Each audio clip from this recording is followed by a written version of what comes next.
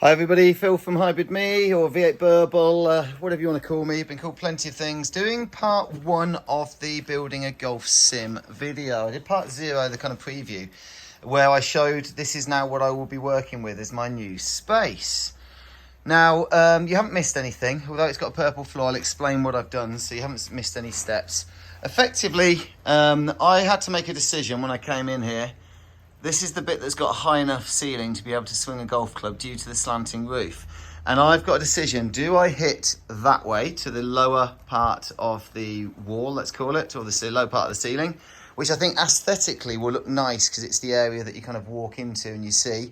Or do I do what will be easier and actually hit into the higher bit here where I won't really need ceiling protection. I could just have my impact screen slanting up from there to the top, fold it over, fix it with angle iron, and every shot, including wedges, will be nicely gathered by the impact screen. It also means I've got the wall behind, I can fix my projector. But I've decided to go with the what I think will be the more aesthetically pleasing option.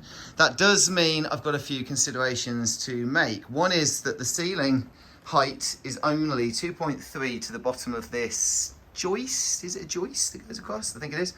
2.5 to the top of it, but obviously I wouldn't want balls hitting that top section and bouncing back. So probably about 2.3 is the height of the screen, which means the width of the screen isn't going to span the full edge to edge. It means if I've got a 16:9 projector, which I do, which is a 4K projector, I'm going to be losing a little bit of width for the image. Now I don't mind that because by the time I've got fixings at the side and I've brought in my side protection, and I'm probably just going to I'm going to insulate the walls first and then bring my side protection, which would likely to be carpet or curtains in. I don't necessarily mind losing 30 centimetres on each side. It's not that I'm short on space, and I can hit central within the area, which is nice. That was one of my concerns. Other consideration, of course, is because it's lower height, I'm now going to have shots like wedges that will be going up there and hitting the ceiling protection much more than where I was previously.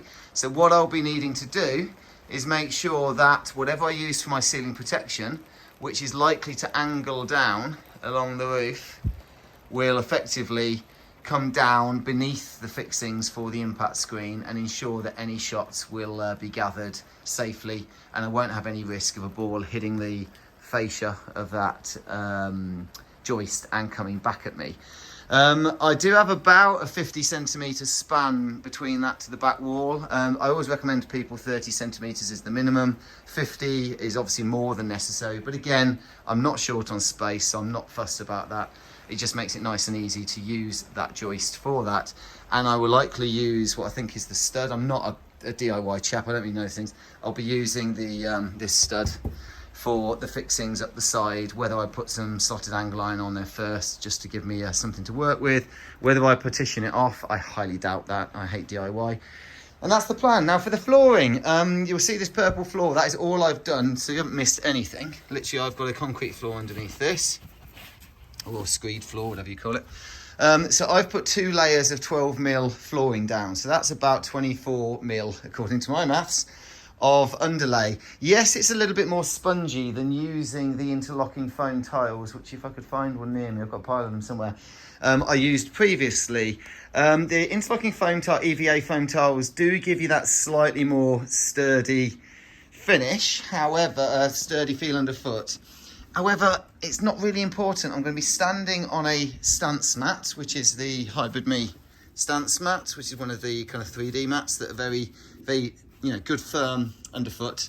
And I'll be hitting off of the T40, which is my preferred, though not the most forgiving, but it is my preferred hitting surface. So it's kind of honest. So as long as those feel nice and firm, I couldn't care less if it's a wee bit spongy as I walk up to pick up the ball. It'll be nice and soft for gathering the ball. So I'm pretty happy, and obviously I've laid down the underlay in this section, but because I'm hitting centrally, I will be cutting this area out, so I'll be able to remove that. I'll Stanley knife this bit out, and effectively I'll be able to kind of dig out an area that my 40mm mats will sit in directly on the floor, and that should mean that by the time I've got the 24mm of the underlay, I've got some carpet or putting turf. I'm actually likely to go with black carpet.